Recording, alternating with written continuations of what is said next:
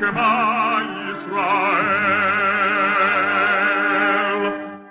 And the Lord spake unto Moses, saying, Command the children of Israel that they bring unto thee pure oil olive, beaten for the light, to cause the lamps to burn continually in the tabernacle of the congregation, and it shall be a statute forever in your generations.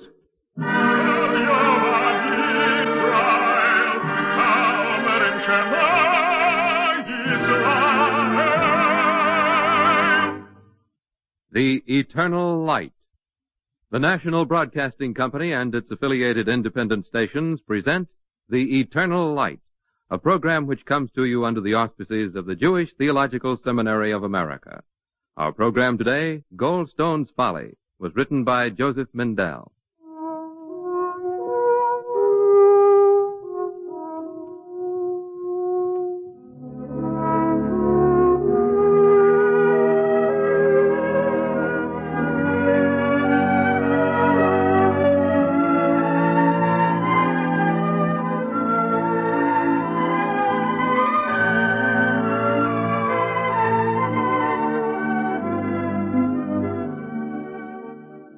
The story is a footnote to a larger event. A young man, a Californian who traveled far to gather much useful information, became the original and most active mover in the entire enterprise. Little more is written down. But I ask you to remember that history begins with a footnote, and that the meaning of history is illuminated by the story of a single man. San Francisco in the early spring of 1865.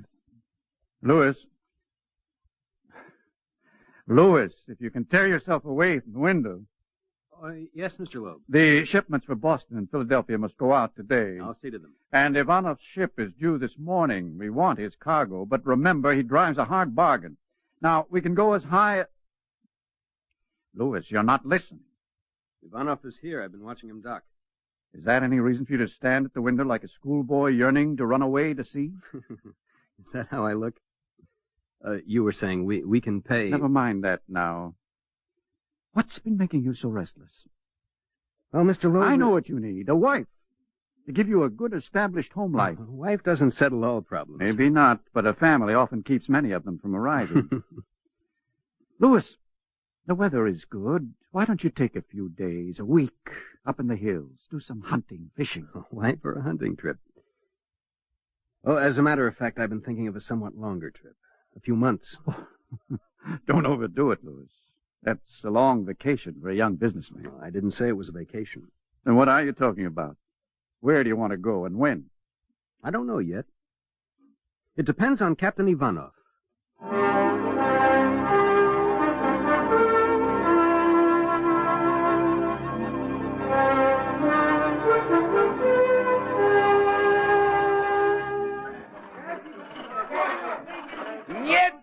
Нет, осторожно, be careful.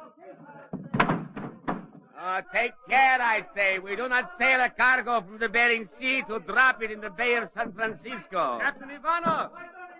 May I come aboard, Captain? Not now, not now. Do you not see I am busy? Oh, Mr. Goldstone, come aboard, of course. Piotr, see to the unloading, and listen, Piotr. If there is damage, even a single crate, you will answer to me. Вы понимаете? Да, капитан. Я понимаю.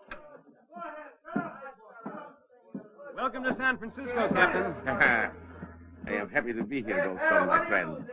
You came to see my cargo, eh? Well, yes. I will show you samples in the warehouse. Seal, otter, bear. Magnificent skins. Of course, but But no more buts until you have seen the furs. Then we will talk price, eh? I wanted to talk about something else. Huh? Captain, are you returning to Alaska? What? Before you have treated me to one of your fine dinners with champagne. Please forgive my Russian levity. I see that you are serious. The dinner has already been ordered, Captain, with champagne. Excellent. Still, I would like to know if you plan to sail directly back to Vladivostok, or... I cannot tell you. I must wait to hear from my employers, the Russian-American company in St. Petersburg. I would like to go home, but it is possible that my orders will be otherwise. Well, if you sail north again, will you take a passenger? I see. Your company wishes to send you to Alaska. Not exactly. In which event I take the liberty to remind you that Alaska belongs to the Tsar of all the Russias, who has granted to my company exclusive rights to... What do you mean, not exactly? Well, this is my own idea. At my own expense. Now I understand. You are young, and Alaska is far away and seems to you very mysterious, eh? Goldstone, you are a romantic. I don't think so. No? Then you will not be disappointed. Hunting seal in the summer off the Tribble Islands is not so bad. But on the mainland in the winter, I do not like to remember how it is. I don't expect a picnic in a meadow, Captain. Take my advice. Remain here in your beautiful California climate. Unless perhaps you hope someday to have your own business, your own fur trading company, yes? Well, maybe. Who can tell? And perhaps you wish to study conditions at first hand, yes? Would that be a good enough reason? If you are an ambitious young man... Then I will be ambitious. You do not have to convince me, my friend. But for your own sake, it might be better to know why you are so anxious to travel to Alaska.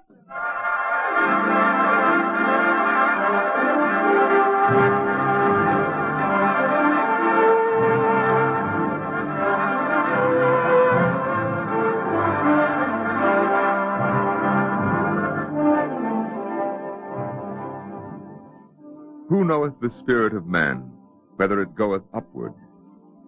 Nearly 100 years ago, Louis Goldstone sailed north from San Francisco. If one reason was that of an ambitious young businessman, there may have been others not yet clear. But consequences go beyond the reasons for a man's doing. And reasons become irrelevant in the blizzards of Alaskan winter. A man is a dark speck in a blinding white immensity. Words long forgotten come to frost-bound lips. Hast thou entered the treasuries of the snow? And hast thou seen the treasuries of the hail?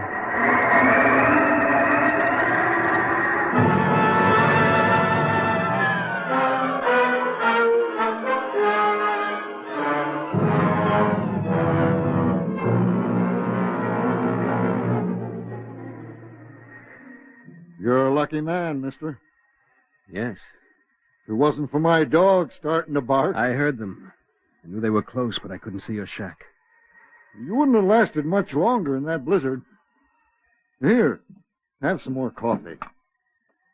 What is it, after all? Only moving air blowing snowflakes? Only air and frozen water? But they make a wall, a box around you that you can't see through, that moves with you. Get closer to the stove and forget it. When you warm up a little, you'll realize how lucky you are. I know it now. And I'm very thankful. It's all right. I only did what anybody... I'm very lucky to have seen what I've seen. What? The sun going down for the winter near the Arctic Circle.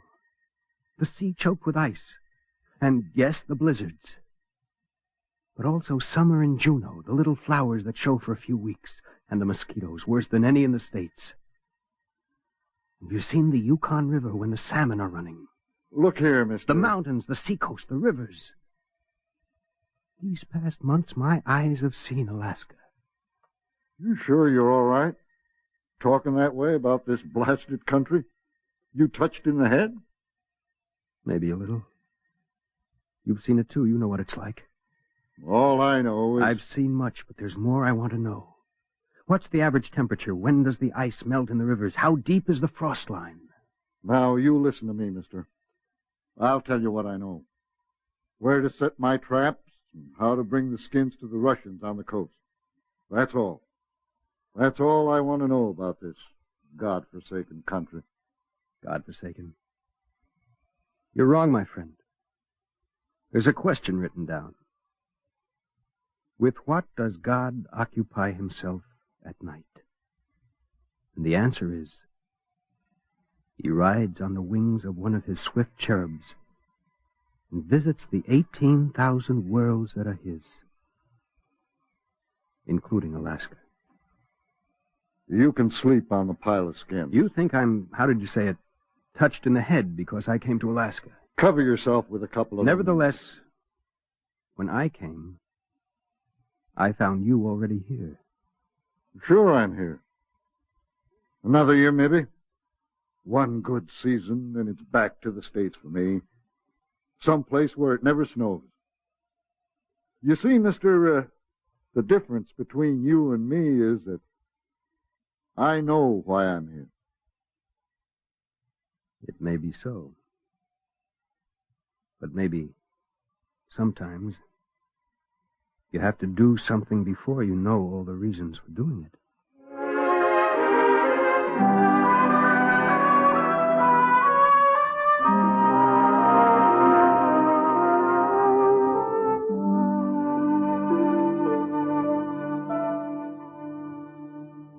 So, you have found me at last, Goldstone. Well, I hope I've caused you no inconvenience, Captain. I was delayed a few days. A week. Perhaps the week you spent in Eskimo village, no? Oh, you know about that? I do not travel about Alaska like you, my friend. I remain here on the coast and everyone comes to me. Fur trappers, Eskimos, Indians. They talk to me and I listen. They all talk of the man who comes with wide open eyes and a mouthful of questions. Well, they also speak of you, Captain. Do they? And have you written it all down in your notebook? I am curious. Tell me what they say about me. You can guess. I'm sorry I mentioned it, Captain. You are a gentleman, Mr. Goldstone. You wish to spare my feelings. But it is not necessary. I am not a very sensitive person. Well, if you insist. The trappers have told me what you pay for their furs. They complained that my price is too low? One of them said, an expression we use in California, he called it highway robbery. I suppose I must take the blame, but the price I pay is set in St. Petersburg, you know. After all, my company is entitled to make a profit, no? You and I understand it is purely a matter of business. Is it? And besides, trappers do not have to sell to me. No? You mean they can simply not sell their furs at all? I admit it is a problem for them. But you see what a sound business policy it was for my company to obtain a monopoly of Alaskan trade. And is it also sound policy to pay the Indians and Eskimos with cheap calico, glass beads, trinkets? They are simple people, easily pleased. The fact is that they continue to bring me furs. Because you send your crew with guns to persuade them. That notebook of yours is remarkably well informed. But so much indignation, my dear Goldstone. We are, after all, businessmen, not missionaries. Well, that's not my way of doing business.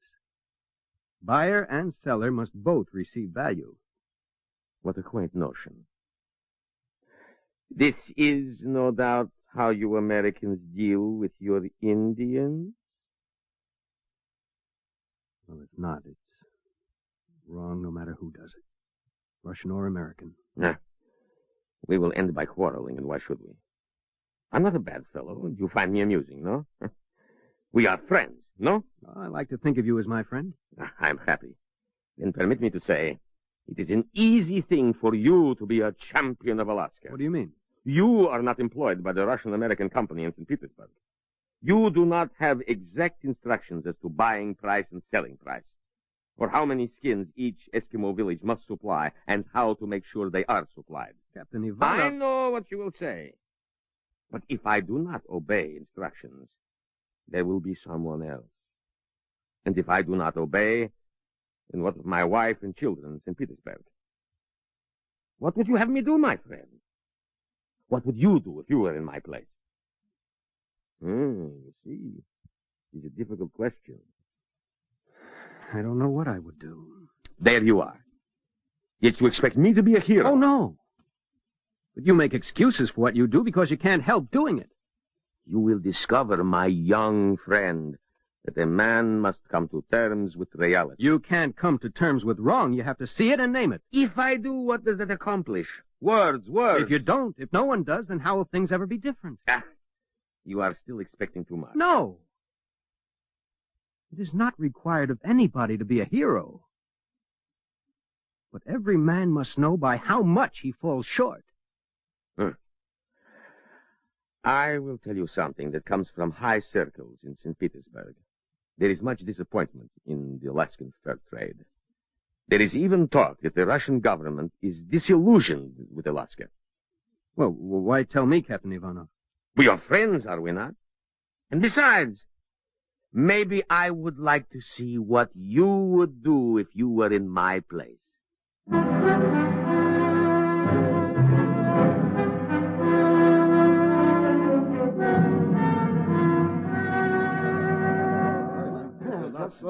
Gentlemen, it seems to me there's no point in further discussion. Let's hear your proposition again, Loeb. Why, it's simple enough.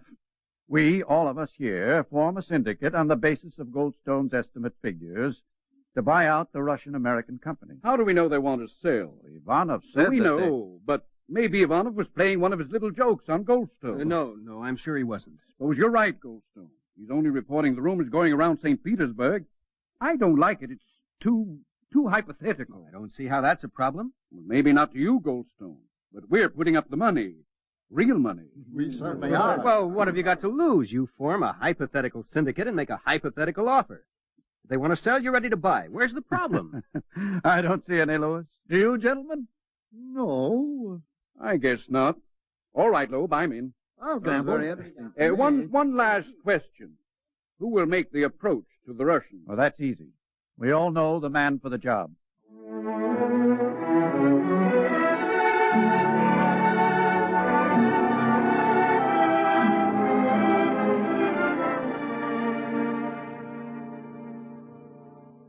Will you undertake to represent the syndicate, Mr. Cole?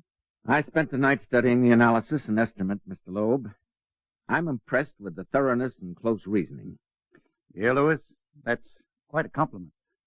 But something troubles me. If the Russian-American company is ready to give up the concession, then... Then why should the syndicate expect to make a profit? Exactly, Mr. Goldstone. Well, it's not a question that can be answered with facts and figures. I've seen Alaska, the country and the people who live and work there. And I've seen how the Russians look at Alaska. To them, it's an enormous warehouse of furs. It's understandable. Fur is the heart of the Alaskan trade. Mr. Cole, no warehouse, no matter how big, is inexhaustible. Since 1799, the Russian-American company has been taking furs, exploiting Alaska, with no effort to build up the land and the people. Now, if you keep taking indefinitely without returning anything, naturally profits decrease. If the syndicate does the same, the result will be the same. Do the members of the syndicate understand this, Mr. Loeb?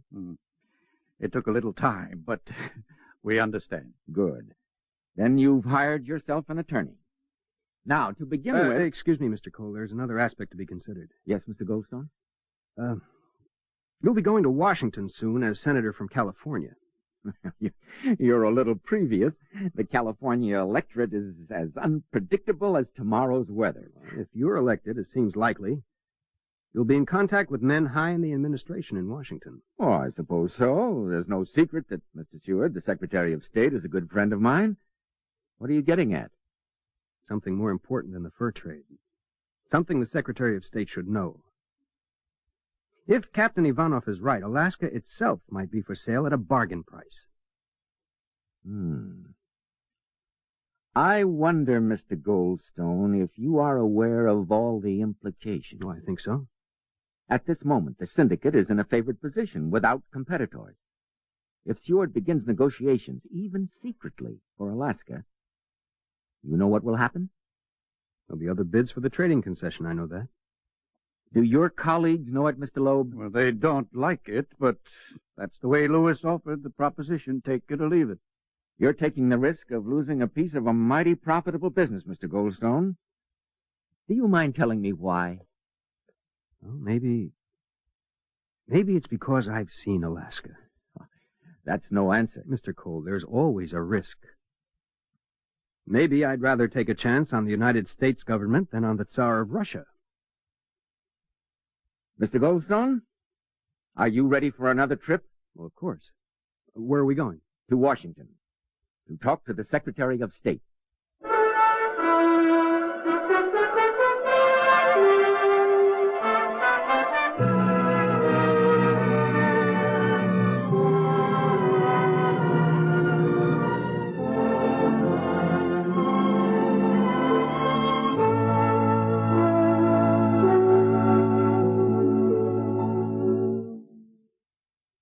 Have you finished, Mr. Goldstone? I have, Mr. Secretary. My thanks to you. And to you, Cole, for bringing him. I hope the information will be useful. It will be. Perhaps in more ways than one. Senator, you heard what he had to say. What do you think? You know blame well what I think, Mr. Seward. You haven't changed your mind? No, sir, I'm against it, even if the Russians really want to sell. Oh, they do. They offered Alaska for sale 10 years ago. What? That's right, Cole. Baron Steckel, their ambassador, recently renewed the offer. You knew it all along. Huh. It looks as if we'd wasted our time, and yours. Far from it. You've confirmed their eagerness to sell. And the information Mr. Goldstone brought back will be of great value.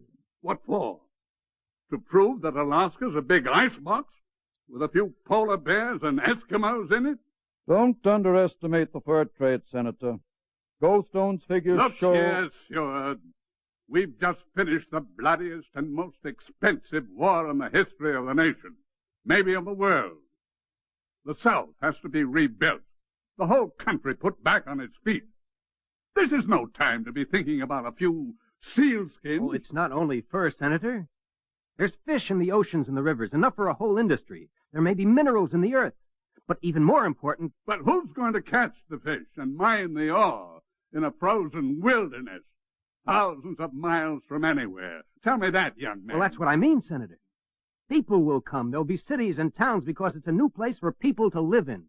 I admire your enthusiasm, Mr. Goldstone. Well, I call it foolishness. I can see you've made up your mind, Seward. I'm going to fight you. But if you win and you buy Alaska, I've got a new name for the place. Seward's Folly.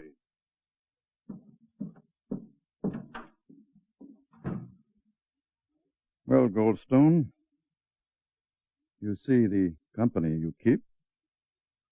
Are you sorry you came to Washington? What? No answer? I was thinking of something from the book of Proverbs. Even a fool, when he holds his peace, is counted wise. Tell me something.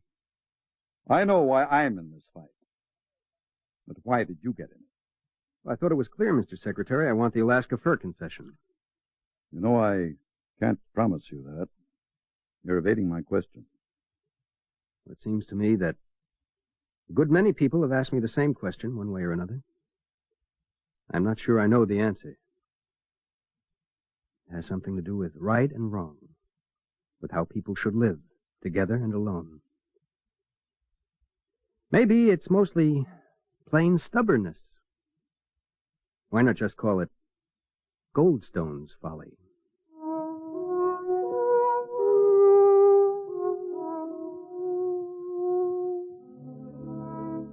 On March 30th, 1867, the flag of the United States was raised on the island of Sitka off the southern coast of Alaska.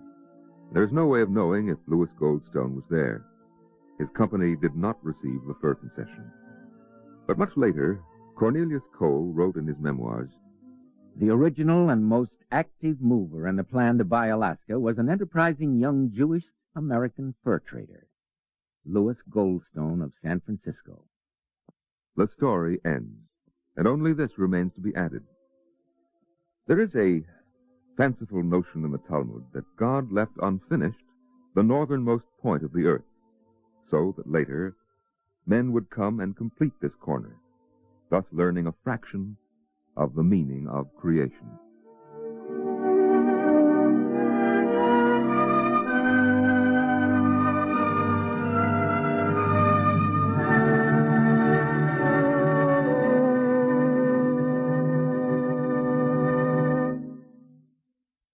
If you would like a copy of today's script, please send your name and address with 10 cents to cover the cost of postage and handling to the Jewish Theological Seminary of America, 3080 Broadway, New York 27, New York. And now we take great pleasure in presenting Mr. A.W. Link Sheffries, member of the Board of Overseers of the Jewish Theological Seminary of America and a prominent civic leader. Mr. Sheffries. The story we have just heard was indeed a footnote to a larger event. Yet it is quite conceivable that perhaps even then Louis Goldstone dreamed of statehood for Alaska, for he was a man who concerned himself with the future, and in the years which followed the purchase of this vast territory, other enterprising young people went north to face the hard winters because they believed in the future. So time brought change. Alaska was settled, and Alaska grew. And today, it is our 49th state. As we welcome the Eternal Light to its 16th season of broadcasting, we might pause to reflect on the changes which have come about even in these 16 years. The same conditions which brought Alaska closer to the United States have brought all nations of the world much closer today. With the arrival of the jet age, journeys which once took days are now completed in a matter of hours. Lands once distant and mysterious are near and familiar. And so, too, people who were strangers to us in the past are today neighbors and friends. These rapid transformations in our scientific age have carried with them many new problems and countless opportunities. But the increased communication among men has also made it clear that there are values and conflicts which endure through history, which bridge the gap of time and survive the tidal wave of technology. We learn once more that we are sons and daughters of the past, as well as parents of the future. In our new awareness, we find that human understanding has an importance, indeed an urgency today, which perhaps mistakenly was not so keenly recognized even a decade ago. In some sense, then, each of us must be a Lewis Goldstone. Each of us must be concerned with right and wrong, with our own responsibilities and obligations to ourselves and to others. And by reminding us of the enduring values which guide us as they have our forefathers, and by constantly reaffirming the universal truths which are with us throughout history, the Eternal Light strives to help us toward a better understanding of ourselves and our fellow man. Thank you. Thank you, Mr. Sheffers. Our Eternal Light drama today, Goldstone's Folly, was written by Joseph Mindell. Cantor Robert H. Siegel sang the liturgical introduction. Featured in the cast were Bill Lipton as Louis Goldstone and Leon Janney as Captain Ivanov. Others in the cast were Santos Ortega, Guy Repp, Roger DeKoven, Harvey Hayes, Joseph Bell, and Joseph Boland. Norman Rose was the narrator.